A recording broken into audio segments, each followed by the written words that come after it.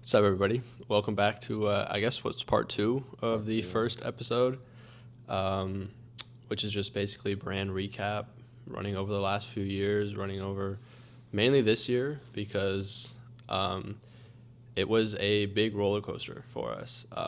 And we kind of dove into the beginning of 2025 towards the end of the last podcast with the planning of Mexico and kind of what we wanted to happen. Now, we're not going to dive too deep into Mexico itself because we actually wanted to bring one of the people that was on the trip on the podcast as like a quote-unquote guest and hear their experiences. They can share their thoughts. Hopefully Sam will join us either tomorrow or something, but we're not sure when it'll go out. But he'll hopefully be on the next one to share his insight. But yeah, I think we'll just jump into like what happened basically after Mexico. So we talked about it being planned, and then it happened. It was great, good fun. We'll dive more into that later. But like, what happened afterwards? So just to repaint the picture, went to Mexico. We didn't know when the bulk order was gonna come, which, spoiler, it didn't even come. So now we're just shooting content in Mexico, hoping that it would be there by the time we get back. So now we're back. We're back after the whole Mexico trip. And that's when I start. Is that when we officially started the recording every day? That's like when we really dived into it. Oh no, we were. That was at the beginning of the year. We had been doing that for 3 months prior. It actually slowed off technically after that, but yeah. Yeah, Johnny was covering us for the entirety of the Mexico trip. Yeah. When we were shooting content for the week. Yeah. For the content. Yeah. But when we got back, had a lot of content, so we gave ourselves a content timeline, sort of. Yeah, it was pretty planned out. It was I believe it was a 2-week schedule where the first week we would just go through, sort through all the content, edit it. The Main creatives, we had to sequence the clips. Color grading was a really big hurdle for us because we had to delegate work to Tarzan, who is one of the people that went on the trip. Yeah. He's in Cali, so we had to delegate around that. Yep. Different time zones and all that. Color grading, getting all the shot list, and now we have all this content. Yep, a lot of content. We start rolling out the content. we start rolling out the content because we had a drop date in mind. It was 2 weeks after we got back from Mexico. Yeah. So after the first week of editing content, we edited. Which was I'm trying to figure out when that was. Did we get back mid-March? I forget if we got back mid-March or like end of March because for some reason I remember it being... March. Usually spring break is end of March. And then we get back April 1st or it was something like that. I remember that. Might have been April 14th was like the drop date. And I think we wanted to do mid-April drop. And that was already having like it being pushed back somewhat. Yeah. Because like we mentioned in the last podcast, we wanted the bulk order before going to Mexico. But that obviously didn't happen. So then we were like, okay, it's fine. It'll come afterwards. And then we'll still drop it within like a few weeks of Mexico. So anyways, so we got back and we had all this content. And it was a lot of basically just long nights, I guess, editing, trying to figure out how to really make the original vision come to life with the content that we had. Because a lot of the times you have the vision and then you go and shoot it. And then somewhere in between the vision, the shooting, and the editing, it kind of turns out a little bit different than what you originally imagined. But it still ended up like great, I think, for pretty much everything. We had a lot of help from Tarzan with the editing process and the color grading. And that was, well, and he filmed as well, I guess, yeah. But it turned out really well. And then we stuck to our timeline, and we were done. We had everything done and ready to go. ASBX did not. So 2 weeks went by. I think we had released some content within that 2 weeks because we were planning on it. We were like, okay, it's going to be a slow release. So I think the knocking one went out. I think maybe like a post or something. There was definitely stories that went out. Like we were ready to go. Everything was ready to go. But we did sit on our hands for the main creatives. Because we really wanted to guarantee that those go out when we actually have the clothes. So they basically didn't go out for a really, really, really, really long time. Or The beach shoot went the out. beach shoot went out. From lunch date and Yeah. the flowers for her creative. Yeah, Those ones we Yeah. waited. We sat on our hands. Yeah, I think we kind of saw the beach shoot as like an overall campaign. It's like a teaser. It's like exactly. So we let that one out, which it did really well. I mean, the engagement was really good. That was one of the better ones up until that point. And we were feeling good. I kind of like forget everything. It's all like a blur, to be honest. Oh, I think it's just because we view it as a traumatic experience. We just sort of we buried it so deep in our subconscious. But I do remember being super high on life. We thought we were the shit going back to Mexico. You know, After Mexico, yeah. we thought to ourselves, what other clothing brand our size is doing this? You know, this content output, the engagement is gonna be so crazy. We were a lot of stuff we're writing on this. We had a lot of eggs in this one basket. That was pretty much all of them. Yeah. Yep. All of our eggs in one basket. And then after the whole manufacturing debacle, we tried to pivot, and then we just quickly manufactured headscarves and pendants. I was totally gonna skip past that. I forgot about You that. forgot, yeah. Holy, yeah. So we knew we wouldn't get the bulk order in time for the actual drop. Yep. I don't know why we started doing this, but we were running ads advertising the shirt drops. Yep. But I think the site was closed. It was for signups. Yeah, it was for signups. Yeah. And then there was nothing on the website. So, we had it I marked it as coming soon. Mm-hmm. So on the website, all the product photos and everything were done. Like I said, we were ready to go. The product photos were done. It was like the lay flat with the clear background that I do for everything. I did it for those two.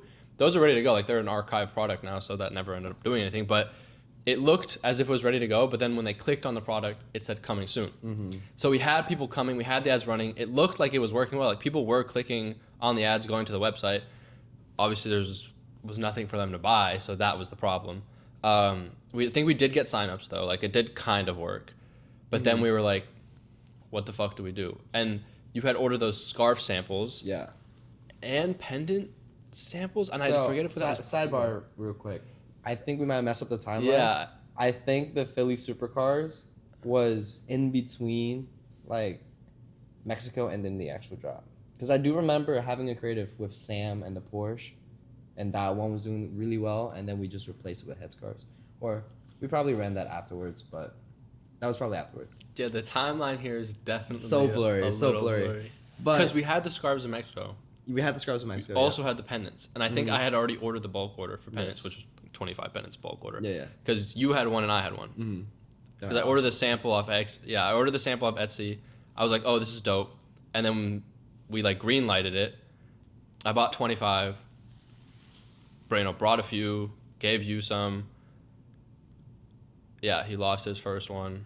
Yeah, so basically, we were just trying everything in our power to save the drop. Yeah. And we knew we didn't have the shirts, so we figured we have the scarves, we have the inventory for the scarves and pendants. Yeah. So why not split the drop up into a two-parter? I don't think we elaborated really well with the creatives, with the ads, because on drop day, it was pretty bad. Like, this is still us very high on life, thinking we were the shit, thinking we were gonna get some orders. Yeah, I mean, we definitely had lost some motivation and some of that high on life because the main drop this was a backup. Like this wasn't actually the plan. Yeah, we just pivoted to this because we thought this is what would kind of help us out or like give us a little more lifeline to bring us a little further. So, but still, we went into it hoping, oh wow, we're this cool brand. Like no one really does scarves or pendants or whatever. Yeah. And so we dropped it. We had, 400 people on the website, 200 people, 400 people, something like that. Yeah, it was way more than usual in one day. Yeah. Like, all the SMS went out. A lot of people on the website. Yeah. 0 people purchased. Yep. Except your mom. I think she did it. I didn't think she did it the next day. Oh yeah, probably. Or something like that. Because it was literally nothing. Like, people came, they saw the scarves, they saw the pendants, they said, that's not what I'm here for. They went and they saw the shirts and then they clicked on the shirts and it said coming soon and they're like, well. I remember that day because I was at work and I told my coworkers like, oh, like my business is about to drop. I gotta disappear for a little bit. So I like went up into the attic, hid myself in a little corner, got everything set up, got my camera set up, and then just nothing. I was so defeated. I was so defeated. I didn't tell anybody. I don't. Really? No. Oh, yeah. I was so hyped for that, and then it was just the biggest That's right. You were definitely more hyped than me. I kind of astronomically didn't. let down. Yeah. Astronomically let down. Yeah. And then Josh. Josh was during that time too. So Yeah. if you guys don't know, Josh is Was it's not anymore, a persistent troller of the brand. like persistent. Very persistently. He started off criticizing certain aesthetics, but it wasn't to the extreme to what he has been doing ever since we did the whole sweater skiing trip back in 24 is when he started in Tahoe. Mm. That's like when it started ramping up. That's when he started attacking the models. That's when he started saying like, "Oh, you guys are just like a copy paste brand." Right. And it's then downgraded, like all this stuff, yeah. And then during the Mexico trip, he was very quiet because I think it was intriguing. He was intrigued. He was waiting to see what we would. We were also pretty quiet, I think, during that time too, so there wasn't a whole lot to critique. Yeah. But yeah. So, but on the job, he sent us 3 separate emails from 3 fake burner emails. Emails, DMs, everything. Yeah. And then he basically just said, "Wow, look at that! You guys spent all this time and money on this cool trip, and then you somehow blew it. Yep. And you guys have a No, fake." I think he was like, I think because he didn't know. I think he was just betting on it. He was basically saying, "Oh, I bet you guys didn't make any sales. So yeah, I told you guys no one wants that shit. Like all that, like that kind of stuff." Yeah. And we emailed him. Like I emailed him back. I think a few times, and it was a little bit of back and forth. And he gave some insight at some point, which was like harsh, but there was a few valid points. Mm-hmm. There's still points in there that we get to this day, which is just like shit that I don't know. It's hard. It's the branding, like it's the. So basically, the big lesson learned in hindsight right now was we pivoted way too fast to a new niche, to a new genre, to a new sort of brand identity with this whole hippie beach Mexico bungalow vibes. Oh yeah. We were very gearing ourselves towards very nude Project S when we first positioned the brand as this cool, dark, luxury aesthetic, loud, elegant brand. Yep. And then I know a lot of our customers felt ostracized, and they didn't really seem like they were being spoken to by the brand anymore. Yeah. And the brand's changing way too fast. Yeah. And that was one of the points they brought up, and that was one of the points that really stuck. Yeah. And that's the point that we try to go back on every time we were shooting content is keeping in mind, does this fit in with the niche category that we are trying to position the brand for? Yeah. Which is hard figuring that out. It's so hard. But anyways, so after that, Josh happened. Drop did not happen. Drop did not happen. That was bad. Yeah. I think I bought a pack of cigarettes that day, completely sober, and just just went on a walk. So one of my favorite things was sort of like that rock bottom feeling when you're high on life and then something like that happens, you're rock bottom, and then we made reflection posts. Mm-hmm. We're still doing the content. Not only were we rock bottom, we were out like 5 bands. No. For the shirts. Then there was like another 2 or 3 for the scarves and the pendants that you and I like individually paid for them. Mm. And then there was like 10 for the entire Mexico trip. So like all in all, everything was like almost probably $20,000 for everything. Yep. Obviously, the majority of that was the Mexico trip, which arguably was which was very fun and it was an experience, and I don't regret it. But it was a lot of money to have spent, and then also within that time was also the fucking supercars. Which was like another $1,500, at least for me, for the R8, and then whatever dinner. And so let's talk about the reasoning behind the supercars. How many weeks? That was like 2 weeks after. That was 2 weeks after, yeah. Because I remember setting aside $1,500 like in cash specifically for that shoot. Like we had planned to do the supercars before Mexico. Mm-hmm. Just because you had a contact with a guy that said he can get you a R8 for really cheap. Right. And then Johnny was like, he wanted some work promotional gift. Yeah. Yeah, something to celebrate. Yeah, something to celebrate. So he also got a Porsche. Yeah. And I tried turning into creative, which the whole idea was to be this grand-esque chase scene. Yep. And the entire thing was to market the pendants, which looking back, I'm very mad. We should have gotten more sweater content. Yeah, I don't know why. Like, I don't know why we didn't even think about that. So focused on. Yeah. Because during the actual shooting of the supercar, I think we're just gonna gloss over the supercar real quick because it's not really not that special. Yeah. But during the actual shooting of the supercar, with all the pendants and stuff, we just wore normie clothes. You know, it's just like t-shirts and then a jacket. Yeah. I think it was still pretty chilly, so it was definitely It was definitely sweater weather. Yeah. Even during the day too, when we were just joyriding, I don't know why we just didn't wear any brand stuff. Like we did with the Aston. Is that that can't be true? It's true. Think about it. I know, but like not once. I had that car for.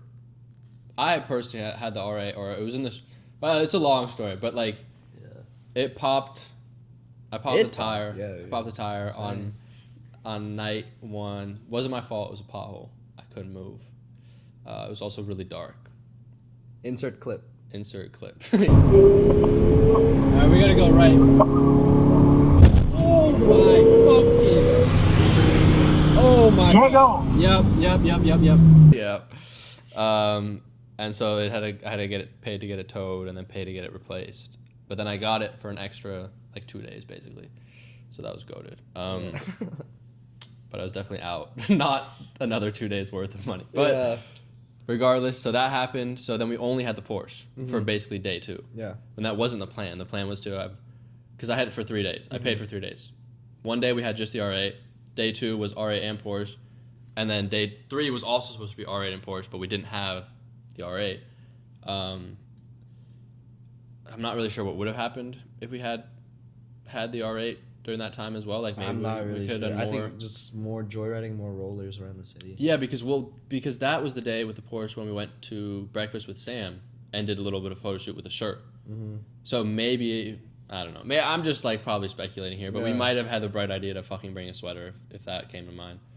But that was definitely a problem. I do know that everyone's energy was super down after, because you popped the tire fairly early in the night. So everyone's energy was already That was down. right after the shoot. Like we had been working up until that point, like filming everything. And we were done. Like the chase scene was done. Yeah. And then like over the comms, or I think we were like whatever on the phone, like all 3 of us, because Lorenzo was also there in the DB11, and Steven was like, "All right, guys, I think like we're just done. Like we're not gonna get anything else. Let's call it a night. Let's just like have fun." Not even like 30 seconds after that was when I blew the tire, and I wasn't going fast. Like I mean, sure I was going a bit over the speed limit, but like literally nothing crazy. No, you weren't going over the speed limit. Yeah, I was not going over the speed limit, but like if I was, it was like by a mile or hour or 2 more, literally. It's on a dash cam. And popped it. Didn't see it. Couldn't like swerve to the right lane because Lorenzo was there, so I didn't want to like hit his car trying to avoid a pothole. And then there was railroad tracks to my right or to my left. So it's okay. It was honestly the best case scenario. It was honestly. I only had. It could have been worse. It could have been worse. It could have been so worse. But essentially, after that, I think that morning everyone's moods was just down, so we just decided, fuck it, let's just have fun with the Porsche, and that's why. We still had fun with the Porsche that night. Oh yeah, no. And the DB11, like Lorenzo just like took me home. You and Johnny were in the Porsche, and then I think we kind of just mobbed around for a bit, and I drove the Porsche for a bit that night as well. So that was cool. Everybody had fun. Everyone was safe. No one was hurt. Nope. No speed limits were broken. Yep. No laws were broken. But yeah, after that, pretty tame actually. Came back. Yeah. I came back. I'm not really sure what happened. Your dad invited us to Miami. We got invitations to Miami. Yep, that was the Miami F1 text trip. Call. Yeah. He called me, and he invited me, and then you happened to walk in, and then he was like, "Oh, does Steven want to come too?" And I thought that was before because Johnny was there. Nope. Oh, Johnny had already left. Yep. Oh. This was the very last day. I decided after returning the Porsche. Yes, I remember. I decided to stay an extra night. Right? No. Yes, I think you just stayed a little longer. Yeah, I stayed a little bit longer. You reported the Porsche. Johnny had to leave in the morning or something like that. Yeah, and then we walked back upstairs after saying bye to Johnny or something, and then Steven was upstairs packing, and then I was downstairs in my room, in my old apartment, on the phone, and then I was just like, oh shit, I guess we're going to Miami. Yeah. So that kind of was really exciting. It's such a chance event too. Yeah. Supercross was in April. Miami was quite literally the next month Yeah. in May. But before that, Oh yeah. before that, I had to go to Puerto Rico Mm. just as a little side quest with the fam. Yep. I went to Puerto Rico. You were still in Philadelphia. Yep. Finals. Yeah. Mm-hmm. And then after Puerto Rico, I had literally like a 7-hour layover, and I stayed at like a hotel. That Golden Hotel. Yeah. In Boston. Yeah, in Boston, where we did the old photo shoot. If you guys refer back to the first podcast. Mm-hmm. Stayed there, and then the next day, hopped on a flight, flew to Miami, and that's where Yep. part 2 happened of this incredibly crazy start to the year. Yeah. At this point, we still don't have the bulk order, No. by the way. I think we're still hoping at this point that You were still hoping. I had already lost all hope. Yeah, I was like, they're just like delaying it. We're a small order, and comparatively to a lot of the bigger brands, it's a pretty small order, so they're gonna push it back. So I was like, okay, they'll get it to us eventually, right? Like, we're not really getting scammed. You were like, oh no, they scammed us. We're gonna lose all $5,000. Definitely. And then I was like, no, they're just like delaying it. They're delaying it. This is a reputable thing, a manufacturer. They're not gonna just take our money and run. Let me just tell you guys, we placed this not even very late last year in 2024, early 2025. They said they'd be done by March. It is now May. Yeah. They have not been done.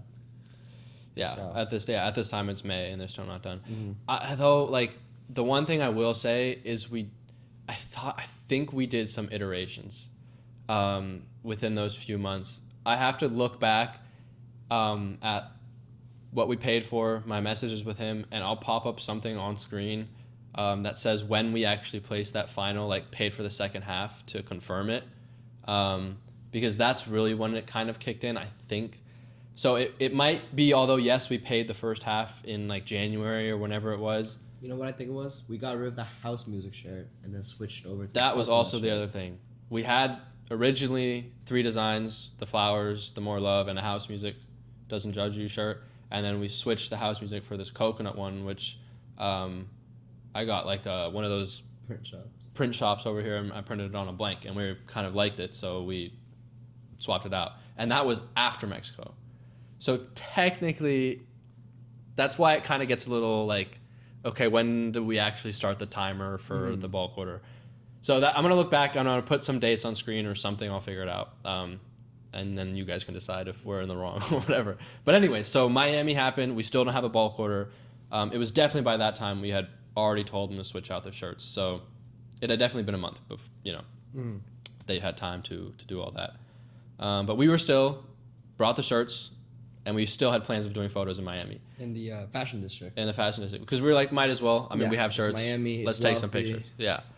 So I think we literally were only there for 3 days. I'm pretty sure. 2 nights, right? 2 nights. Yeah. Oh, we originally were going to stay at this hotel. Yep. Supposed to be a hotel. Supposedly there were some booking misarrangements. Yep. And then Somebody forgot to actually book the hotel. And then we had to pivot over to this very trap house looking Airbnb. Yep. Last minute. Like, literally, we landed there, pulled up to the hotel. They had no record of us staying there. Every other hotel was booked, obviously, because it's fucking Miami F1 weekend, and we race weekend. Can't find a hotel the day of.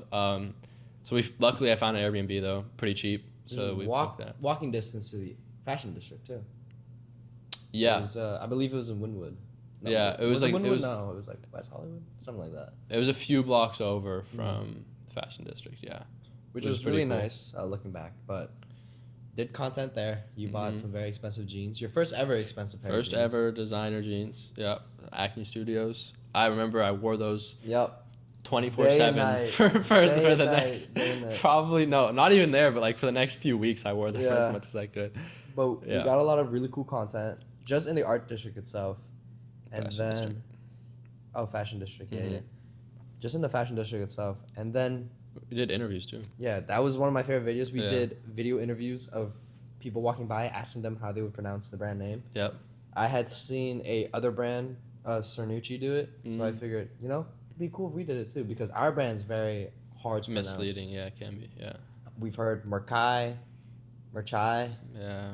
Merciae. Merciae. That I hate. I don't even know where you get that. That's what I'm saying. Yeah. But Yeah, we actually got a couple of people who were very foreign Yeah. that said the name Yeah. correctly, which was very, very delightful. Yeah. Some Yeah. French guy even said it correctly too. Is that dude on the moped? Pretty cool. Yeah, It's like, yeah. Merciae. Yeah. Fuck with it. But I really like that because it was another thing that got us outside our comfort zone, Yeah. which is why I really like selling in person Yeah. at the table. As much as I hate the process of doing it, when I'm actually doing it, I love it. Yeah. Same thing with the interviews. I dreaded the idea. But when you were actually executing it, I loved it. It's not that, but you kind of get into the flow state where you're just like Genuinely flows. like I was about to say some crazy brain rot thing, but like when you genuinely get into the flow state, and like you don't really care about rejection. Yeah. Like the amount of times I got rejected by people, like I remember, I think I started it off. I like also did the intro, and I started off and I basically got like a few rejections and maybe like one or two yeses, and then after like a certain amount of rejection, Steven was like, "Nah, fuck this. Watch this. I'm gonna show you how to do it." And then I'm like, "All right." And he gets in front of the camera, and then he starts asking people, and then he like bangs out a few, and then at that point, all right, well, let's just like take turns, switch on and off. But anyways, that's how the video is kind of made. I was like, genuinely watch me. Yeah, because I was critiquing your and I think your cold approach. I was like, because I approached people, I'm like, "Hey, do you guys want to be in this video?" But I don't know what I said. You throw up a clip, I'm sure it's like recorded. Can I ask you a quick question? 5 seconds? No? All right, bro. Have a great day. But then I feel like at some point yours was like, "Hey, we're like young students trying to do an interview," or so it was something that was like, you gotta position yourself and like this, because like a lot of people, like if you go straight up and ask them, "Hey, do you want to be on camera?" Like, it's okay, you be on camera. yeah, they're gonna say no. But if they say like, "Hey, can you do but me a also, favor? Can you help me out?" Sometimes you want the people that are open to being on camera versus the ones that are just open to doing it, like disregarding the camera. I'd rather have someone entertaining and comfortable on camera that's like fun to watch versus like a super mundane grandma who like thinks this is a school project or something like that. 'Cause I think you said that. Yeah. You said it's a school project. A few times that you open with that line. Whatever. Yeah. Whatever it is. But we still got the interview done. One of my favorite videos. It was a good video. We got a lot of good feedback from a lot that of luxury should cars. do so it again. Really showcase, yes. Yep. In New York. And we should do it everywhere we travel to from this point forward. Arguably, even if it's independently. Like we should go maybe around San Francisco. Maybe you can go around Boston. Which is happening soon. Boston? No, San Francisco. Oh, yeah. Yep. 2 days. But yep. Flight leaves in 2 days. But like anywhere we go. Yeah. We'll be in Miami again, so we'll definitely have to run that back. Yep. Let's do it in Brickell this time. We already did Fashion District, so let's do Brickell. Yeah. Yeah. I don't care. Wherever we do it. But all right, perfect, fine. Yep. Look at that. So that was really cool. Concept. Hold on. It's Bean. All right, so after the whole interview content was done, was the actual F1 race, which you were so tired. You were tired, but let's rewind and figure out why he was tired. We went to catch, had quite literally the entire table was 20% food, 80% wine glasses. Yeah. Literally tried wine and sake. I think wine, sake, whatever all else they had. Yeah. We had so Champagne. much. And then actually a lot of money was spent there too. Yeah. You guys were smoking cigars, big bills. And then we went to Giselle's. The entire time in the trip, prior to the trip, we were joking. He was joking. He was like, "Bro, imagine we met Brez Gales." Bro, oh my God, I forgot. And then I told him, I was like, "No fucking way, Brez Gales. We're not gonna meet Brez Gales," because he was so excited. You were so excited about meeting Brez Gales. Yeah, I was like, oh, not to glaze at all, but I hope we meet Brez Gales. Like the entire time, I was like glazing him, but trying not to glaze him, but low key that was your like stim at the time. Yeah, I was like, dude, stim. we're gonna meet Brez Gales. Like, exactly. It's gonna happen. You just gotta believe it happened. It can happen. We're in Miami. And he was just hating the entire time. I wasn't hating. I was being realistic. Well, let's roll the clip. Yeah, obviously. Look at that, bro. Already like, genuinely, dog. You don't understand. But after Giselle, we went down just to smoke. By the way. Yep. If we hadn't gone out. If I hadn't been addicted to cigarettes and nicotine, or we hadn't been with Sharish, who happened to also want to smoke his cigar, and who happened to have cigarettes for me, we wouldn't have been downstairs. Yep. So we left upstairs, Giselle. I don't know if you've ever And been also, there. Ryan hadn't gone out with you too, because Yep. You and Sharish, you guys were talking about all the trading No, stuff. I was looking in the direction. I said, dude, I swear that's Brett Scales. Because you were facing away from him. Sure. You I'm I was the one positive. who said like, "Is that Brez?" No, run the clip. I have a video of right before it happened. You can see the group of girls walking out of the club before he shows up. Because I took a video of me like smoking. I like panned the camera to him. You were facing like, Brez was walking out from this way. Oh, makes sense. Yeah, yeah. Like from behind you. Yeah. And because I was like, dude, I think that's Brez Scales. And then you like turn around, and then we like shouted at him. We're like, yo, Brez. And then he came over. He was hella chill. Invited him to dinner. We invited him to dinner the next night. He like I'm in his primary DMs, by the way. So shout out. I'm waiting to DM him because it'll show up in his primary DMs. If he I don't think he took me out of it, to be honest. He probably forgot. But I think if I were to ever DM him, it's a good chance that he would see it. And if it's interesting enough and he wants to entertain the idea, I think he would respond. Because he low-key stalked me for like the next 48 hours. On my Instagram, he viewed all my stories. He obviously liked the story that like I posted and tagged him. He then saw my TikTok because I posted a TikTok with the Bugattis at the One Hotel or whatever it's called. He liked that and commented, "Oh, you missed me, ... blah, blah, blah." And then like I saw his view profile on a few of my other TikTok videos. I was like, this guy wants me, bro. Like what? Like this guy wants me. And then, unfortunately, after the entire full day of the F1, he had not hit me up to go to dinner. And I'm not gonna be the guy that like hits him up and is like, yo, dude, like, do you still want to come to dinner? Like, blah, blah, blah. I kind of just left it up to him. I'm like, no pressure, just let me know. And I don't know, he like slipped his mind or something. But yeah. It was whatever. So we went to Sparrow. Yep, Sparrow. That was pretty good. That was super chill. Yeah. I mean, then, but, well, we'll go back because we kind of skipped the entire day. So we met Brez outside of Giselle, put up the Kips picture. Then we went back upstairs, ecstatic as fuck. Like, talk to the clip of Steven. First of all, he's like so red. He has like probably his 50th champagne flute in his hand. And he's like, guys, we just like put the clip on screen. Before we went to Miami, we made a list, right? We made a list, a checklist, what to do. As a joke, Diego wrote, meet Brez Scales. As a joke. Show him the fucking photo. Guys, This is actually insane. these are my DMs with Brez. Ready? Look at my story. Wait. Look at this shit. That's actually insane. That's fucking Brez Scales right there. Holy fuck. And we just invited him to dinner. We'll see where the night leads us. Put the clip on. Aura, bro. Yeah, that was so bad. That was the most chalant I've been. Yeah, that was so bad. But it was a really fun night, and we called it somewhat early, around like 2 or 3, I think. And then we went to bed because we had an early morning. We were supposed to be up at like 7 or something to be there at 8, because my dad wanted to be there bright and early, right when the gates open, even though literally no one else was there for like a few hours. Yep. Anyways, we got there super early, so we only had, I want to say, like 4 hours of sleep that night, give or take. I remember this being a big thing, was like the amount of sleep we had being super minimal. Tends to happen. That also was Mexico. However, you just like lose sleep. The issue is you crash really hard. Yeah. I don't. I always keep the energy. Mexico, I was fine. No, you were not. Mexico, I was chilling. I was good. I had so many Red Bulls. There was literally a clip where it was just me doing lay flats, and then you were just on the sofa, just doom scrolling, or just so. Oh, that was day 3. Yeah, gone. that was definitely into it a lot. I was fucked. Yeah. But regardless, you were super tired. I fell asleep. The entire day. Yeah.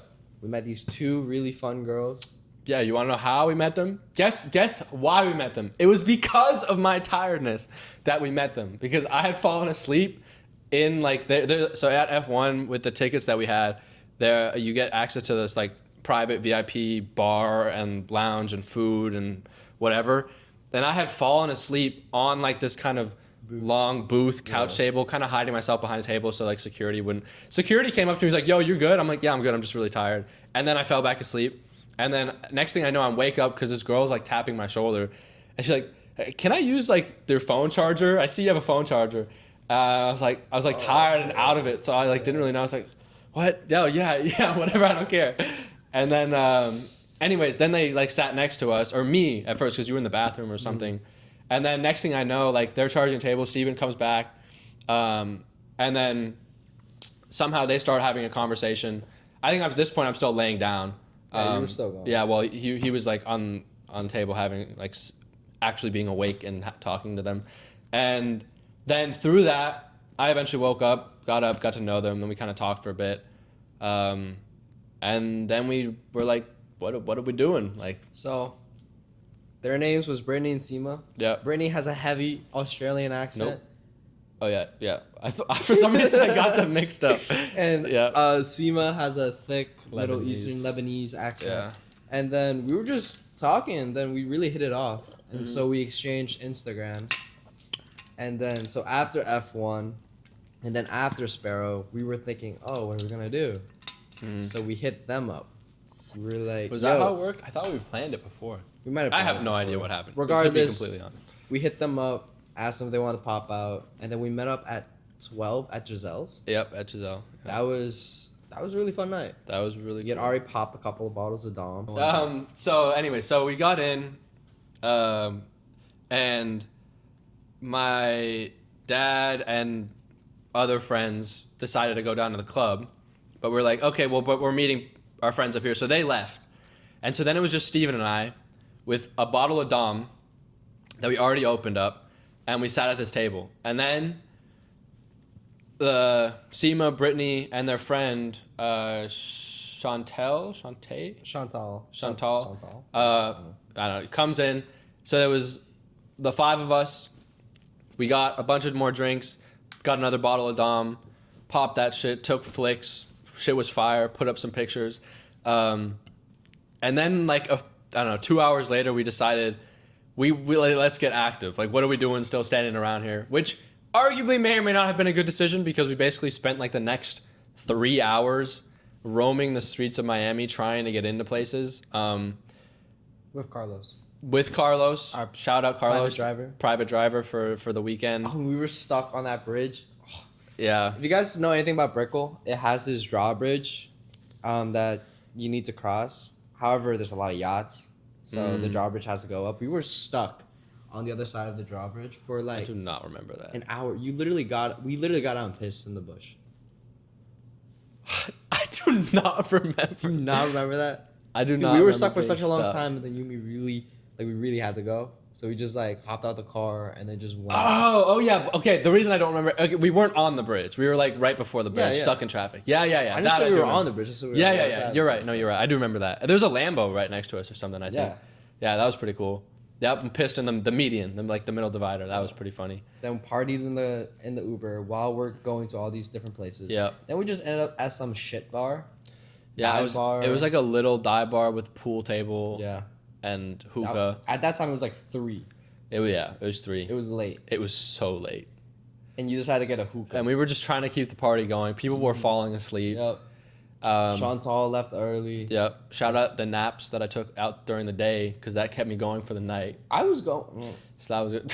It was brutal. Yeah. I think there's pictures of you sleeping and of Brittany Chantal sleeping, sleeping Chantal and Brittany, but sleeping. Seema and I were the ones taking the pictures. So Yeah. yeah. And so we started playing pool with them. And by the time we decided to head back to Yeah. the Airbnb, it was 5. Yeah, it was really late. It was 5. And then the next day, that's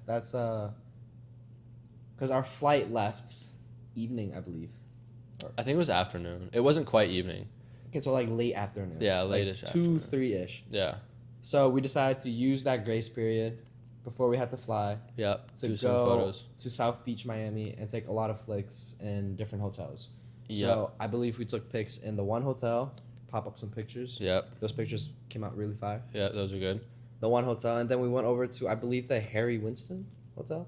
Yeah, something like that. Something I was like gonna say that, the W, yeah. but it's probably I don't think it was a Yeah. W, but Harry Winston. And then after that, flew home, and now we're back You're we back also in did Philly. like cafe shoots, and we had like, remember when I was walking around with a latte and the smoothie, and we were like swapping them out with the coconut shirt? Was that day 1 or day 3? That was Because it definitely wasn't day 2. Because day 2 we spent the entire day. day 1 probably. Yeah, I think it was forget. day 1 Yeah. because we did like a lot of latte. I Yeah, think it was day 1 I because think we it was went day around 1. the. Yeah, and that was with the my Zara jeans when I got them replaced for the Yeah. Acne Studios. Yeah. So now we're back home. You're back in Philly. I'm back in New Hampshire. Yeah. But that was after, like, we got up early that day, too. After, like, we got, like, 3 hours of sleep. Had to pack, Yep. get ready to leave the Airbnb, and then we went out and took those pictures. So, still got shit done. And bulk order has now arrived. It is now June. Yep. Or no, it was like still May. But we didn't really do anything. May. Nothing else. Nothing else happened for that month, basically. No. We were still sort of just in a cycle of using the content we got from Miami and then old content, just trying Yeah. to keep whatever. Just of keep the something TikTokers afloat. alive, yeah. TikTok, occasional story posts. Yeah. And then over in June, still nothing major happened. No. I went on. I think I went family back to San vacation. Francisco. I think you did. Yeah. And then I went on a family vacation Mm. on the cruise. Yep. So we were all sort of separate ways. We separated ways for a little bit. Yep. And it was And then just- Hawaii. And then Hawaii. Was that June or July? I thought that was July. No, that was. I thought July I because think it was my July. birthday. Yeah, my it was birthday, July. Yeah. Bro, So- I forgot. Yeah. So I don't even know when that invite to us came out. I think Super last minute. Well, for you. I forget. No, I think it was early because you didn't know what your schedule Yeah. looked like for finals. Oh, that's what it was. It was early. Yeah. Or like a month in advance or something like that. It was probably shortly after Miami Yeah. that Yeah, we got invited definitely. to Hawaii. Yep. And I didn't so- know my schedule yet because that was basically the beginning of my summer term. So I was like, I don't know yet. I have to take my first week of classes and then talk to Yeah. my professor and see if I can skip that week. Anyways, it ended up working out.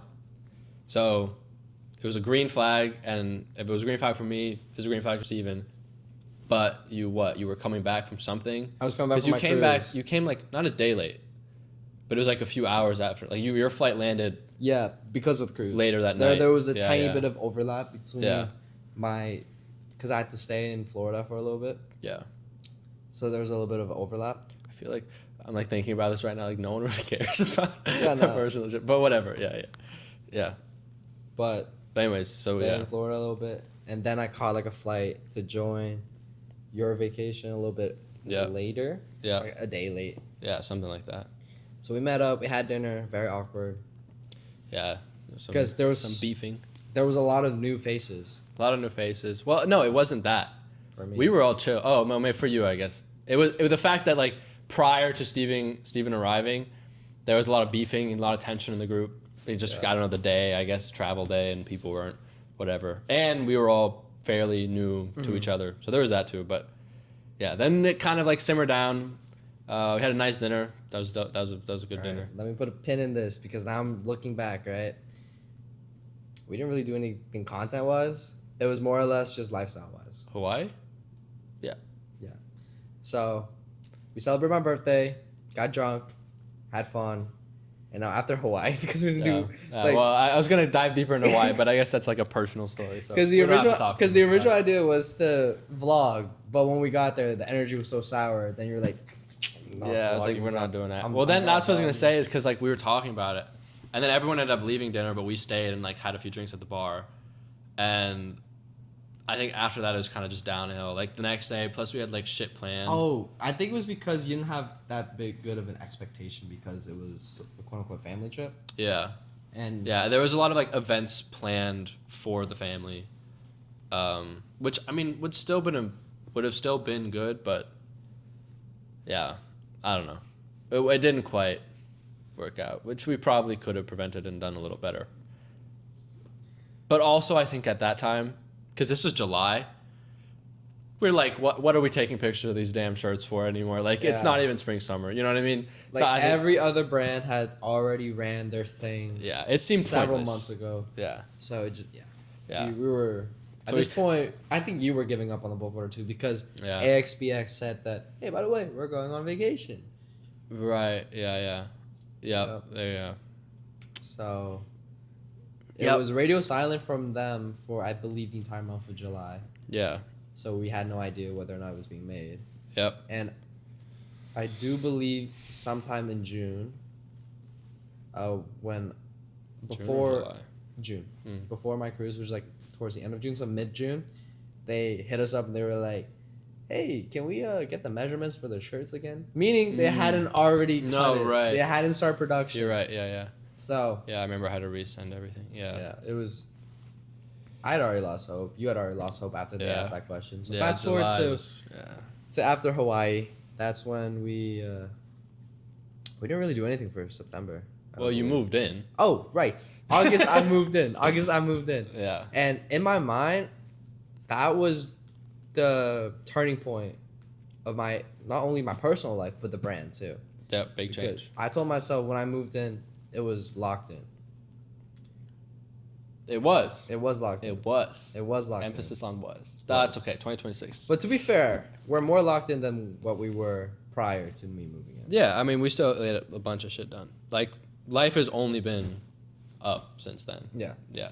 So this is the turning point in the brand and in our personal lives because when we got here, we were able to pump out YouTube videos. That's when we started this whole YouTube channel, started posting weekly. Yep. Been doing it ever since. So. Yep. It's good. Got all the back-end system figured out, got our packaging all squared Shipping, away. yep. Shipping, fulfillment, all that squared away. Yep. Got The the issue- basement inventory set up. Looks nice down there. And then we still haven't received the shirts. Yeah. And so after Hawaii, we called Amex and disputed the charge. Yep. And we were able to get back half our money because we paid the other half in cash. We wired it. I wired it to them. via Because some, their like, payment processor conveniently went down. Yeah. Well, so the original Amex, so I paid the original thing with the credit card with the Amex. That was the first payment, like at the beginning of the year. The second payment, when I went to ask if I could also pay it again with the Amex, because it's just easier for us to use Amex. They give us like a few months to pay it off. It's a business credit card. They were like, "Oh, sorry, our credit card payment processor is down. You can wait a few days to pay it and see if it's still up." So I was like, "Okay, yes," because I didn't want to pay with cash. And so I waited, and they're like, "Oh, sorry, it's still down." Wait, it's still down. And then I was like, "Okay, fine, just pay it." And then they sent me to buy this like weird, not buy, but like download this third-party wire transfer app. I think it's like WeTransfer. I don't know what it's called, but It's like some international so, transfer. something weird like that. And there's no getting that money back. That was But at least we got half the money back, which is better than nothing. So now Yep. we sort of had a $2,000 to $2,500 lifeline. Yep. Not really lifeline. It's basically just a credit. a little lifeline. buffer. Yeah. And you guys are probably wondering, who is fulfilling all your orders while we are doing all this traveling? Johnny had all of our supplies, so Yeah. he was sort of doing it while we were doing there all- was like no were orders going that were coming. Yeah. You look at a Shopify dashboard, it's just Yeah, a no. flat line. Yeah. But he drove down all the sweaters, and then that's when we had the bright idea to start running ads. Well, so But that's a little then, bit earlier, yeah. then you moved in, and basically, I think week 2 or 3, when Johnny came up and brought up all the inventory, because now this was going to be the headquarters, is where everything is going to be taking place, and that was when we were like, we got all these fucking sweaters, let's run a quote unquote sweater restock, because we had like 60-ish sweaters, and It's more than that. It's 75 definitely more. maybe. It's like more than 75. I do. I don't remember- think so. That numbers don't add up for there being 75. I guarantee it wasn't 75. It was below 75, give or take, like half what we originally started with. But we stocked it up, and we were like, this is just money sitting here that if we try and sell it and they do well, we have money in the bank to put towards hoodies and everything else we want to do for the end of the year. And so that's what we did. We did a soft relaunch of the sweaters. Started with ads. I think first week was already pretty good, and we had a pretty decent, like turnaround for the sweaters. And we were like, shit, this is kind of working. Like, this is kind of a good idea. And basically we did that for a month, maybe a month and a half, and after that they were all gone. And we were like, well, fuck, why have we not been doing this the whole time? And so we took that money. I think by that time we had already done sampling of the hoodies and everything was all going on in the background. And we had placed the bulk order. And then fast forward a month after that, I think now we're November, so last month, the bulk order for the hoodies come. Same deal. Start running ads. It was a bit of a hiccup in the beginning with the ads. Didn't quite have the right content that we wanted. I don't know, maybe I'm moving too fast, but didn't quite have the right content. So we took basically a week off from the ads, went to New York. Clips of that was awesome. New York also didn't really turn out to be the content-heavy trip that we planned. We met back up with Brittany and Seema in New York, who just conveniently happened to be in New York. Yeah. We already posted a YouTube video on that. Check it out. Very awesome. A good video, yep. But Fun did video. that. We learned a lot from New York. Yeah. We can't stay there overnight. No. Because we will always end up at the club. Yep. And we will always end up trash. Always end up trash. So new paradigm moving forward Day is trips. day trips only, Yep. and it has to be Sunday. Yeah. For one of the models that we Yeah. have up there, he's only. And Sunday. also, it's less active on Sunday night, so it's I guess, less yeah. of an incentive to go out.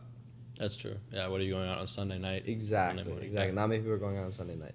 So Sunday day trips only for New York. Starting moving next forward. year, whenever we get. Mhm. Yeah, we'll come back.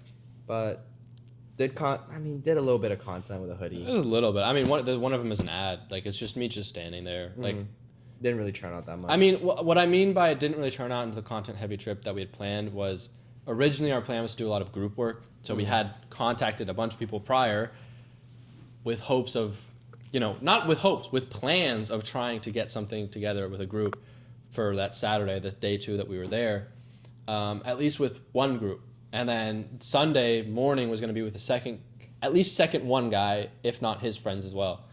And basically all of that out the window, nothing happened. So as per usual, it was me and Steven, me in front of the camera, him behind the camera. And we just didn't really come through, to be honest. We tried a little bit, but then we ended up shopping. We went out, we took a few pictures, we ended up shopping, did some at the Ralph Lauren store. I ended up shopping at the Ralph Lauren store. Then we went to lunch, didn't take any pictures at lunch. And then we decided to go to that other place where with the pants and the jackets. I forget what it's called. That with the Paris Eiffel Tower looking thing. that was the first night. Mm-mm. That was the second day. That was the second day, because it was after that day that Oh, then we met up with Seema. met up with them, and then by that time it was dark. Because I had my red Margellas. Pictures weren't doing good. Yeah, yeah. Oh yeah, that was day 2. Yep. And then we went thrifting, and Steven found his Margellas. We ate at a shitty Italian place, and then we met up with everybody. And that was really cool. So basically, the entire trip was a bust because we just kept meeting old faces, and we just, when you mix women in New York, it just always turns up into the club. Yeah. You always end up. So now we learned our lesson. We're only going Sunday. That's a new rule. But when we came back, I told myself that I did not like how New York turned out. So I got Sam and Diego, and we went out to Rittenhouse Square to shoot content, which we did 10 times more content. The quality was 100 times better. And it costed us Nothing. A lunch. penny to the dollar. A lunch, yeah. Pennies to the dollar. Yeah. Cents to the dollar. Yeah. I mean, It was- I also did at least decent amount of shopping, so it was still a little pricey. But that was a personal thing. But it was so much better. It was so much more better. So And it was a duo, which was, I think, a really cool aesthetic that we hadn't done before. And yeah, like you said, it was super cheap and it was Yeah. easy. I mean, it literally took a few hours. yeah.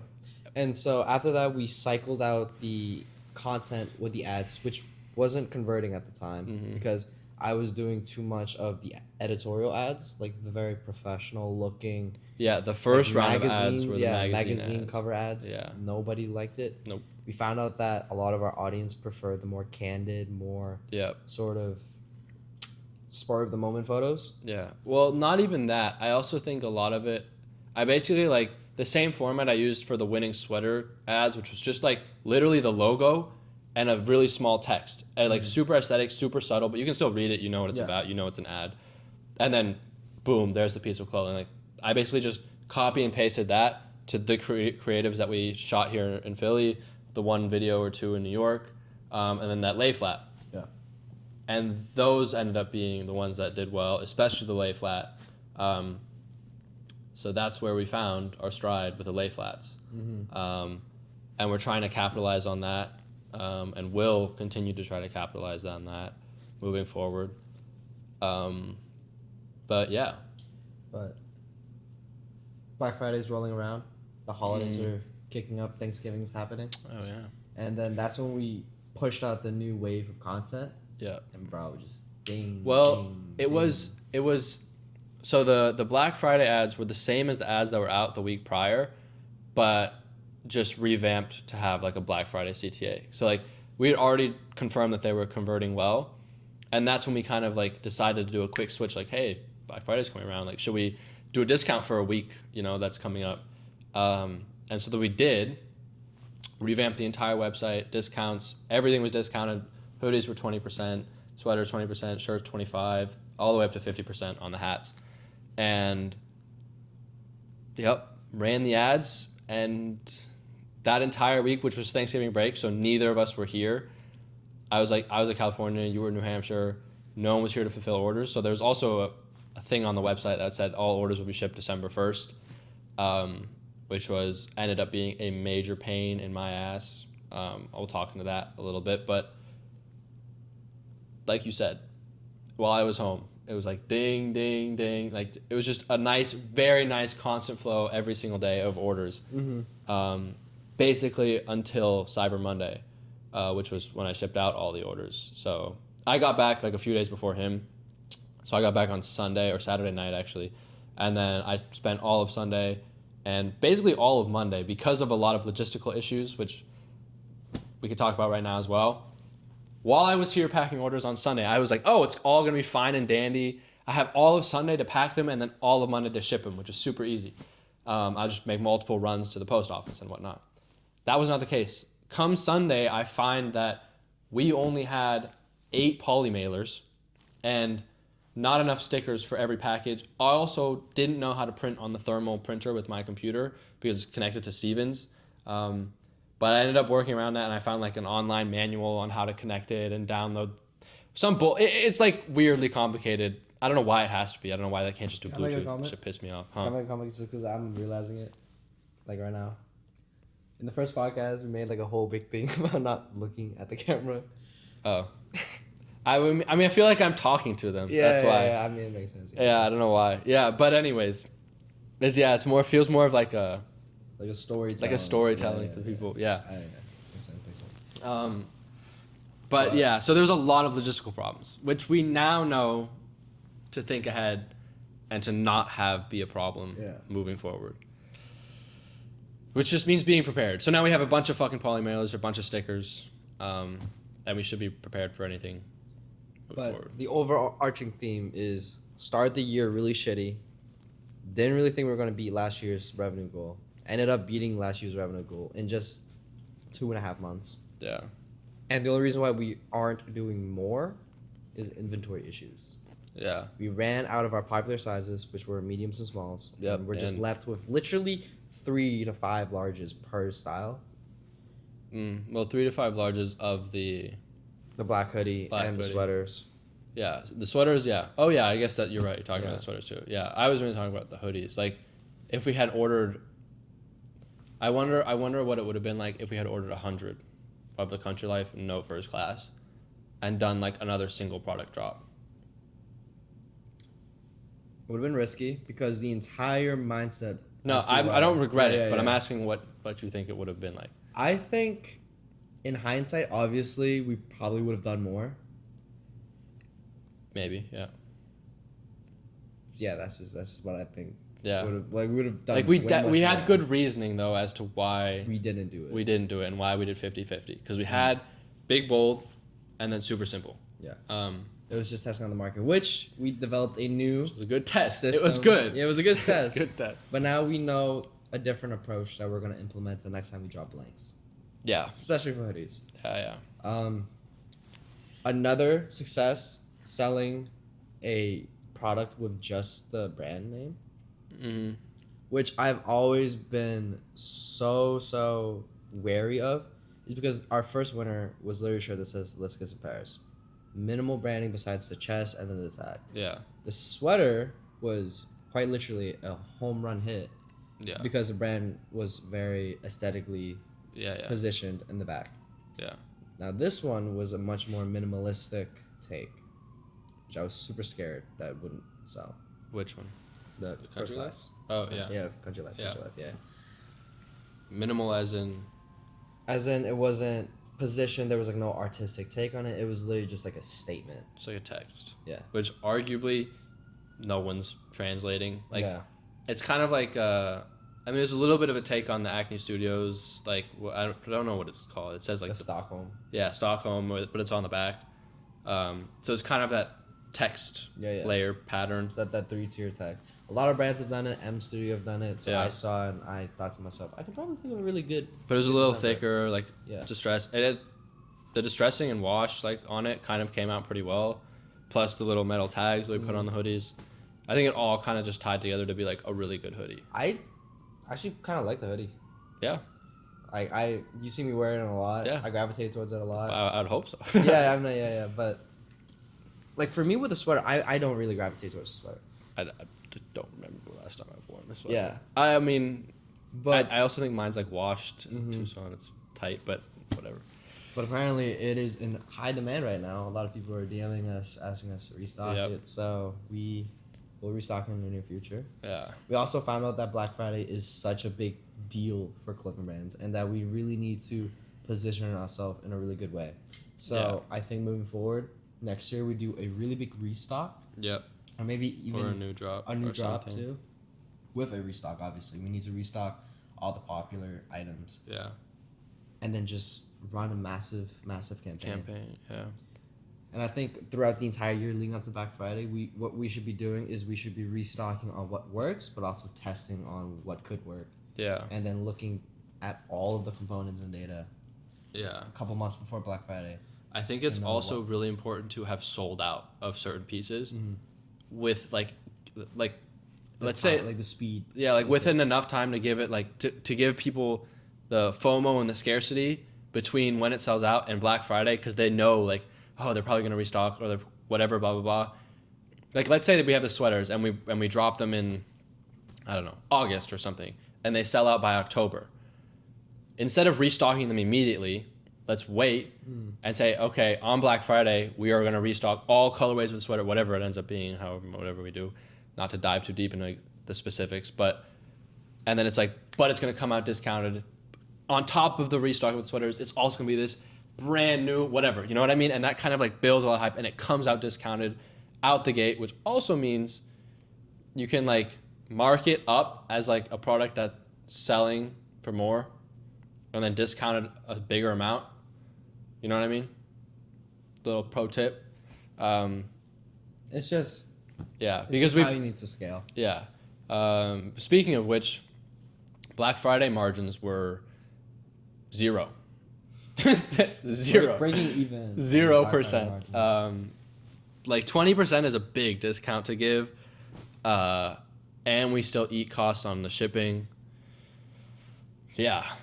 So it was really good to get data. It was really good to get them out and off the shelves, which I think is the most important thing. Like I think I've said this probably a million times to you and Johnny at this point. It's like I hate being stuck and not moving forward, and we have to move faster. So getting them off the shelves, even if that means 0% margins, is for me better than holding on to them trying to make a little bit, Yeah. like few extra bucks. So I'm really glad that we did that. And now we It's can really nice move into the 'cause, new year. Yeah, not a lot of people are wearing it. But I agree with that we don't restock it immediately. Yeah, There's obviously like a hype curve. Yeah, You yeah. gotta wait till the hype curve takes a dip, yeah, like a really big dip before Yeah. you yeah. go back Yeah. up. But I do agree with that.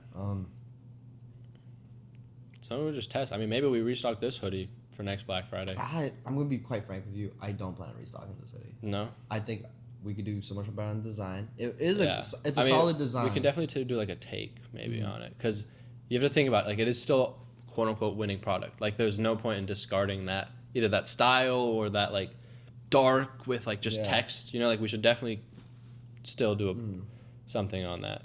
So now we're basically all caught up. We sold out on the hoodies. Yep. Sold out on the sweaters, and now we are here, and now we have to wait.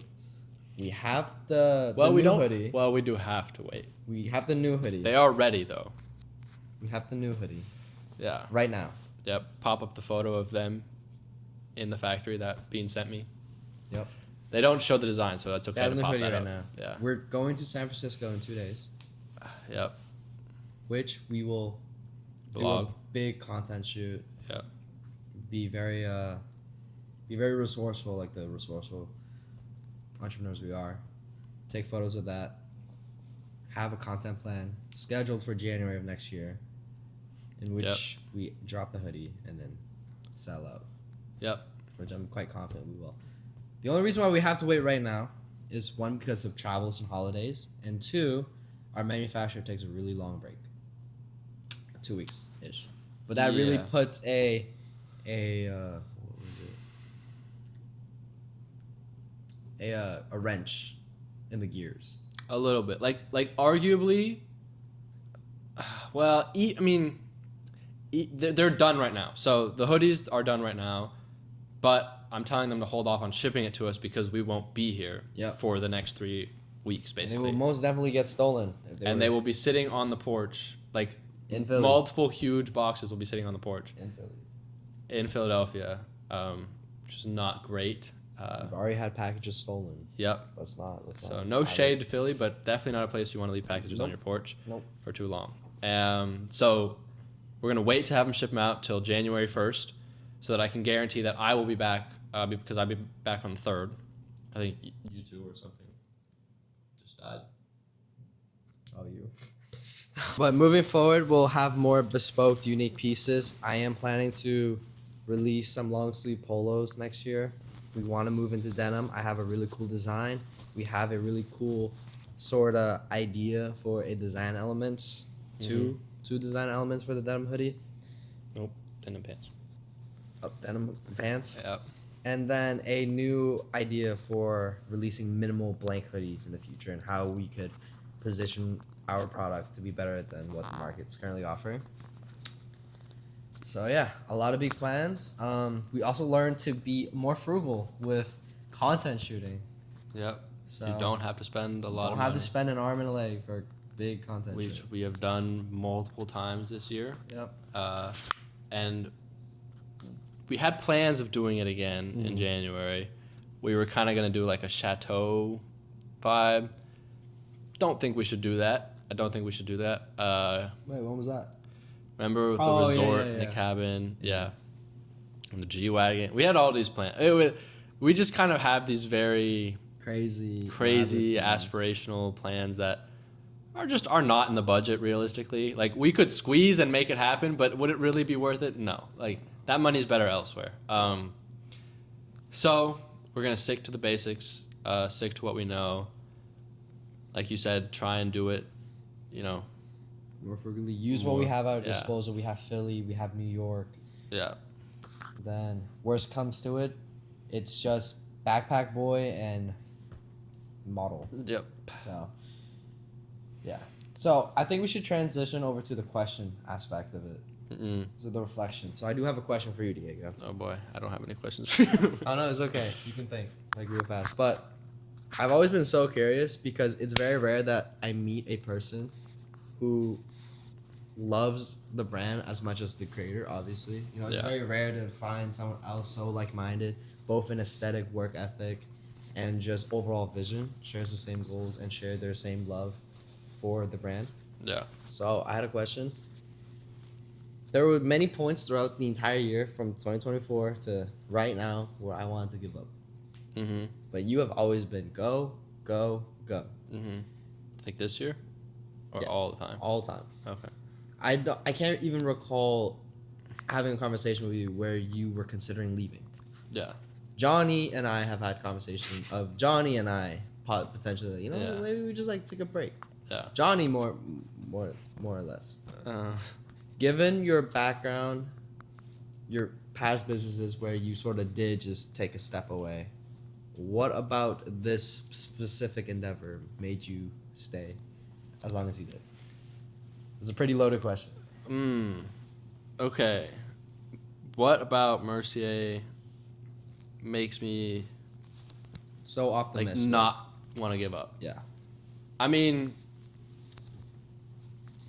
from like a business, from a business, realistic standpoint, clothing brands are proven.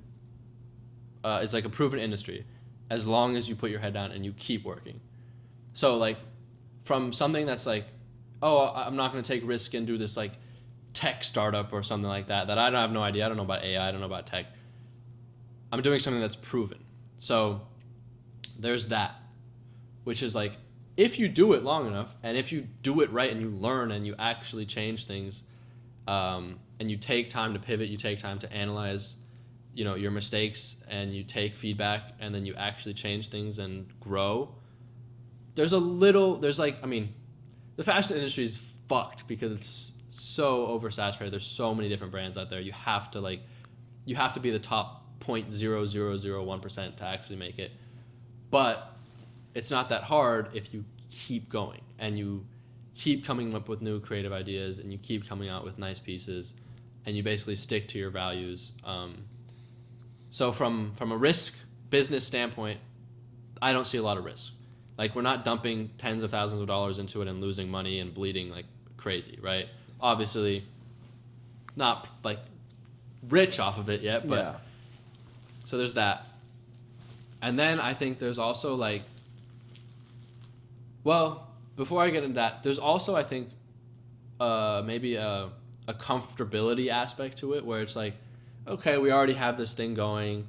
It's somewhat established. Like, we don't have to do too much to like get something up off the ground, which I really love doing, is like the super beginning part of a startup. But I think it's just something that's established and that all we have to really do is just keep at it. And I mean, on top of that, it's like really fun. Like, there's literally, I don't imagine any other brand, not even any other brand, but any other like industry where you get to do these kind of things that we get to do and call it work. Even though sometimes we do go off track, and then work turns into more fun and play. I don't know. It's a very long-winded way, like, answer to the why. But to get at the first thing, which is what you said, which is, why do you feel like I love it as much as you when it was your brainchild? I think there's like no point in being a part of something that you're not willing to dive into it 100%. Like, why would I be here and like, I don't know, like, be envious that I wasn't here at the beginning? Why would I sit here and then because of that, like, not really give it my all or not really want to be a part of it too much? Or like be envious that I didn't come up with a name. Like, all these little things that like someone maybe could see as a reason to not want to give it their all. It's just like petty shit. And we know now we don't deal with petty shit. We don't fuck with that bullshit, all right? If you just gotta like grow up and you kind of like, you learn to appreciate what it is. And I also think personally, I mean, like, I'm pretty confident that the value I've added is enough to give me the right to love it 100%. So that's kind of why I also feel that way. Yeah. I'm curious to see, maybe hear your thoughts on why you think that. Like, why do you think we basically become like parents to this? Because that's basically what it is. Yeah. I think this thing. Besides moving in together and Yeah, like the friendship and everything. I think after getting to know you, first Philly trip, that was a lot, you know? Like, getting to know, like, your upbringing and background, all that. Yeah. I had already felt like a click with you being my business partner when you mentioned the fact that, oh, like, my family didn't, like, really start with anything, you know? Like, and then you mentioned how, you know, your parents are now well off, but you still are still at it. And you don't really find that trait common, especially amongst kids. We know a lot of kids who come from money, and we know how they behave when it comes to certain things. They're not as gung-ho, they're not as bootstrap as you are. And so I felt like I was just sort of staring into a Mexican mirror myself. I'll be so honest. Like, it felt like that. It felt like, you know, I'm seeing the embodiment of my ambitions and all that. So I think that definitely propelled us to have a much more better connection when it comes to building a business. And now, to answer you as to how we sort of become parents, well, I just kind of answered that's how the parents met. So now let's talk about the child. Merciae, it has been such an emotional roller coaster. Literally, we have experienced the highs and lows of this business together, and we shared all the moments together, like either through FaceTime or in the office when we're analyzing data and looking back. We've been through it all. Yeah. Mexico happened. That definitely propelled it. The reason why I think we felt like parents to this brand is because we really have given it so much. Yeah. You cemented your life here in Philly. I packed up my life and then moved to Philly. Yeah. So it's sort of everything we do, the brand is always on our mind. And I think it's just a, what is it? What's the word? And a extension of our life now. Yeah. Oh yeah, that's I mean, well, it is. I mean, it's like on our arms too. Yeah. So. That's another thing too. Yeah. Like, matching tattoos and shit. It's just like how you were an embodiment of my like ambitions and values. Merciae is now the embodiment of whatever like our personalities mixed. Yeah. So. I think it shows that. And I also was gonna say, like, in general, all of the reasons that you and I work well together doesn't relate directly to Merciae. So, like, the reason why I didn't use that as an answer to why I think Merciae is something that I want to continue to pursue is because I think regardless of what we do, that's the benefit to it. Like, if we were to go do some tech startup, I don't see it like going poorly in a relationship, from a relationship standpoint. We both don't really know what we're doing in tech, so it might go heads up or tails up from there.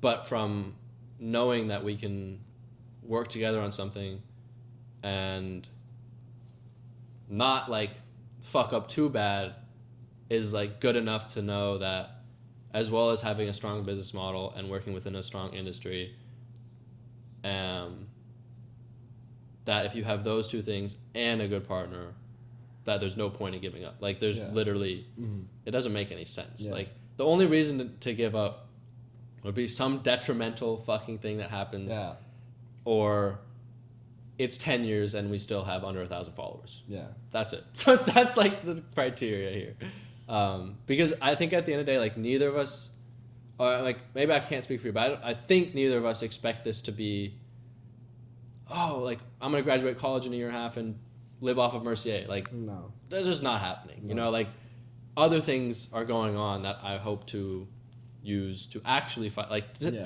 make me be stable. So I always kind of tell people, like, sure, like, call me whatever you want in terms of the brand, like entrepreneur, but it's more of like a passion project. It's really not, I mean, it's a business. On paper, it's legally an LLC, but it's more of a passion project. And I think until it becomes something real and sustainable and stable, that's what it's going to be. And that's why it's easy to not give up, because I'm not expecting too much out of it. I think if you come into it with like expectations, and granted, like last year, my financial projections are nowhere near what we actually are at right now. Yeah. So you could say those were my quote unquote expectations, but those went out the window pretty much at the beginning of the year. So you kind of can't have expectations. I think that's the main thing. It's because I don't have expectations, and because I just enjoy doing it so much, and because it's a passion project, that I don't feel there's any reason to give up. Like, there's nothing, like, what? Like, why. You know what I mean? While I do agree with you, it is a passion project. I do see myself living off the Mercier, like hopefully 2 years. not in 2 years. Oh, no. okay. Like, Yeah, that's what I meant. Like down Yeah, the road, eventually. eventually live off Mercier, if we do all the things right. But that brings Yeah. me to my next question. I think you just ask one more question, then we can call it a night. But how has it been living with a business partner? Because it's like the first time, like, don't use your old roommates as a comparison because that's not a fair comparison.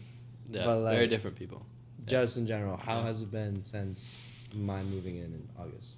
I mean, if we take a look at the last, what week just went out? 16. So the last 16 weeks, I think originally it was like a very, I mean, even till now, but it's kind of become more complacent now. Like, that's something I kind of want to switch, but I also don't mind it too much.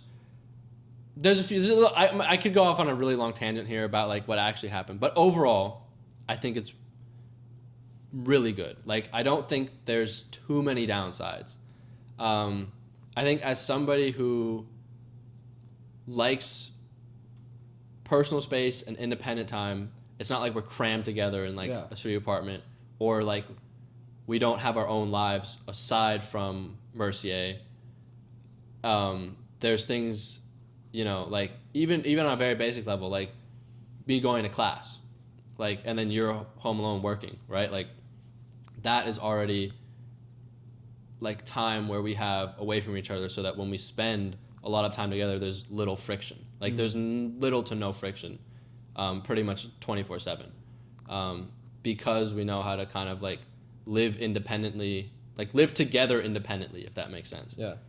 Because that's kind of what you have to do.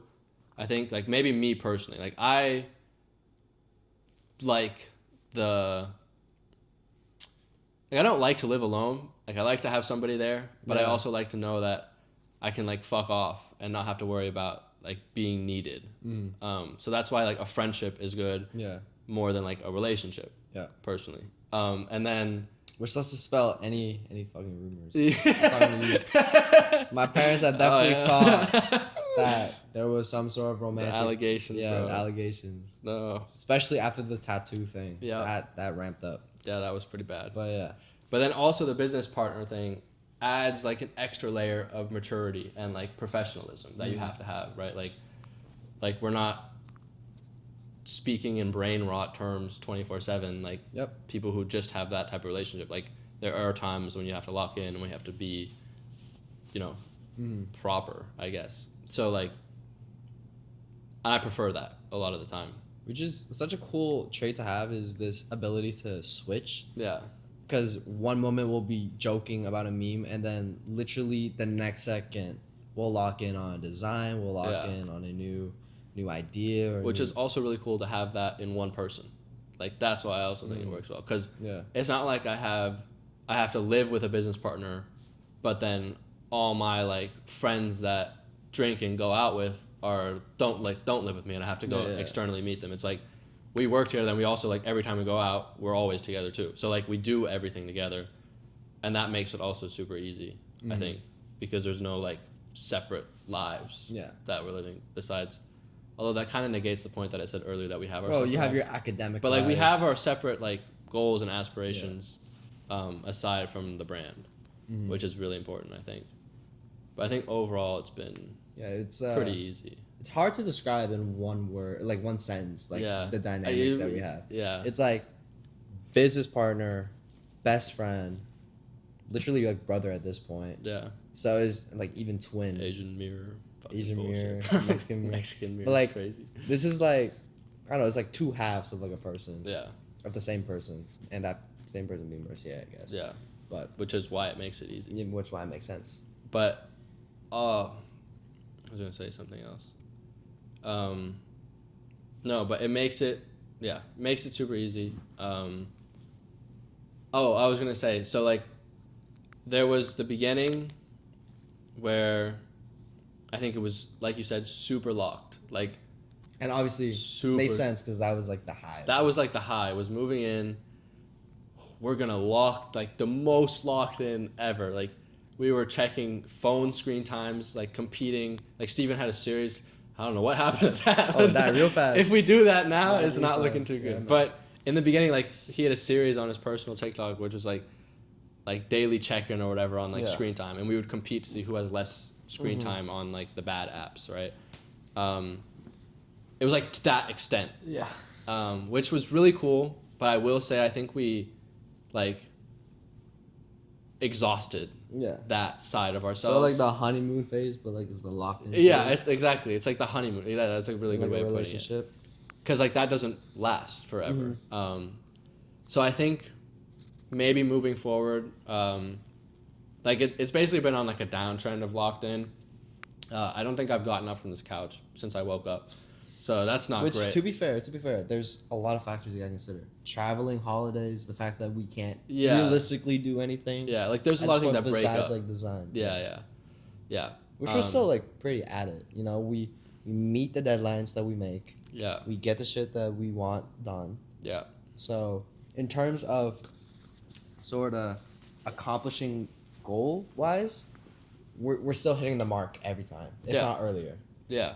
But No, I think totally. like the day to day, the reason why we were so locked in the beginning is because it was setting everything up. This was Yeah. us building out the framework Yeah. of yeah. what is going to look like moving forward. So That that's is what true. we just had a lot more on the checklist. Yeah. Now the checklist has boiled down to I mean, we also at that time were very convinced of starting, like, 2 other things. Yep. Which had more than 2, like 2 or 3 Yeah. different ideas we had flowing at the time. But do we Honestly, kind of? I still think one of them could still be very viable that you use for your school project. Yeah. I Anyway, think one like, of them would be so viable. it's just But like the ideation process. That's another good thing. Is like if we like when we both sit in the office at the same time, like without having to do other projects that take too much mental space, you just like ideate and like ideas just form and you kind of just bounce things off of each other until you have something that's like that's another thing I really like, especially running a business with you and living with you too, is that going back to that whole switch thing I was talking about, that ability to switch over to business jargon, is you don't really meet a lot of people who just go as manic as you when it comes to ideation. Mm-hmm. Like especially when we come up with an idea, we really see it through, like the entire start. at least like the ideation Yeah. process we do. The framework. Sometimes it definitely like falls apart afterwards, and I think a lot of that comes with like coming up with an idea is really cool. Expanding on the idea is really cool.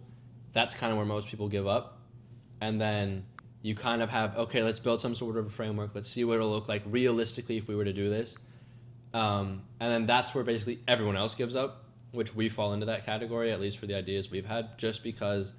Like a lot of the legal hurdles, a lot of the logistics of what we would have to do to put whatever ideas we had in place, it's a kind of a lot. And it's like, do we really want to be doing this on top of everything else that you and I are already doing? And it kind of just doesn't make sense to like spread yourself so thin with like yet another idea when, to be completely honest, the main one we have going on right now isn't really doing like at what we want it to do. Like there's no point in like neglecting that to try something else because it's like what do you call that, like effect where it's like the like you Rubber see band something effect? like you silver, shiny shiny syndrome, shiny object syndrome. Yeah. So there's that too, which I think is also really cool. But yeah, I mean, I don't know, man. I mean, It's pretty cool. What you said about living together, I couldn't really say it better with myself. Yeah. That dynamic just works. Yeah. It works, you know. Although, I should say we need a proper mode of transportation. We have a lot of problems here, especially with a certain fucking scooter, bro. Yeah. Always not working, and then me having to ship orders on my bike. But which hopefully will change soon, or hopefully we just eventually have enough money to get a shit box. yeah, Just to ship out orders. The thing is that's Not the only really. reason why we need it. but we don't really need a car, to be honest. Yeah. That's just like. Although I mean, it's Okay. just his scooter's always broken.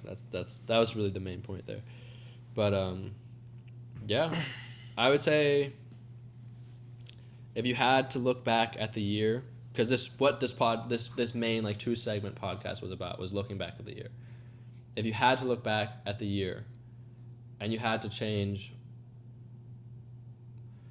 well, There's a lot of things. there's a lot of things that you would change, but if you had to change just one thing about what we did, what would it be, and why? Just one. And it can't be like a huge change. It's like just one little change that you would have made. Why would you have made? Or like one decision you wouldn't have made or would have made. It's a very loaded question. But the one thing that I think derailed us the most was when we decided, hey, let's switch up our aesthetic. Let's switch up our niche. Let's switch up our brand identity. And we just sort of betrayed whatever community we had built. Do you think that was a conscious decision?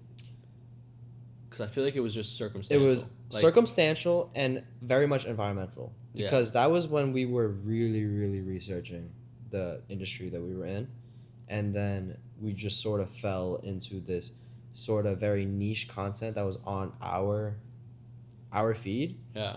And we had just gone, I don't even know what to call it, like imposter syndrome, I guess. Yeah. Like all these brands telling us, you know, your brand should be you. Like you are your brand. But the issue is once you already had an established brand, you can't just like go and betray that community and start a whole new sort of aesthetic and vibe to your brand. We were very into Nude Project, all of like those coastal scuffers, all you know, very Mediterranean, very European, almost very hillbilly, like hippie. Although I will say we kind of took it a step far, like too far. We could have probably gotten away with it sticking the same thing, which is why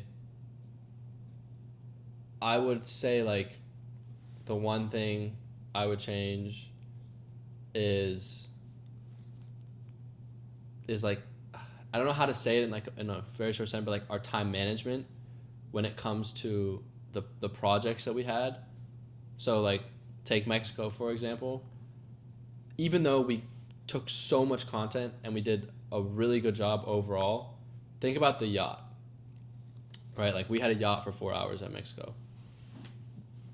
We took no photos. Yep. Like no brand photos. There was the one DJ video. Yep. Which was the main creative that we wanted to film. But there's no way that we needed to book like a 4-hour yacht ride for one 30-second video, right? We had an entire boat. We had all of the products. Everybody was there. Like everybody was there. But we just like didn't. It just like that was a missed opportunity. And there's so many times where that's happened. Supercars was one.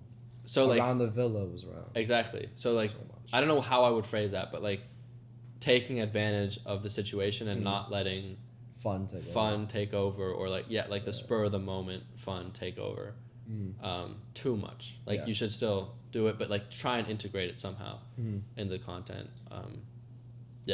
So it all boils down to how it affects our content.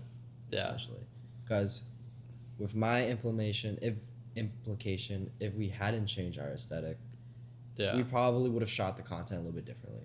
It probably would have. We wouldn't have the IRS video. We wouldn't have the whole like yacht. Like we were really into that whole party aesthetic, which that's just not our brand. Yeah, the party was a big one. Yeah, like, I mean, even the DJ thing too. Yeah, Nick and Ellie. Oh, that was probably also played a little bit into it as well during that time. But a lot of that, and then with yours, it was definitely we experienced so many cool things. Let's take advantage of it and turn it into a brand thing. Yeah. So it's staying on task, but making sure that the tasks align with the vision. Right. That's essentially the main thing. Yeah. Yeah. Going next year, we learned our battles. We learned. I think going into 2026, like the one thing I'd say is just like keep it simple. There's no point in doing super elaborate things like what we did this year, because this year it's crazy. I mean, like if we when we go to Miami again, obviously like we're already going. It's a plan. It's not like we have to do anything extra to make that happen. So we're gonna obviously take advantage of it. But I wouldn't consider that like okay, let's spend every waking minute out of F1 trying to take pictures. Like, that's not what we're there for. Also, it's 3 days. 3 days. We're gonna have enough time. Yeah, there's plenty of time.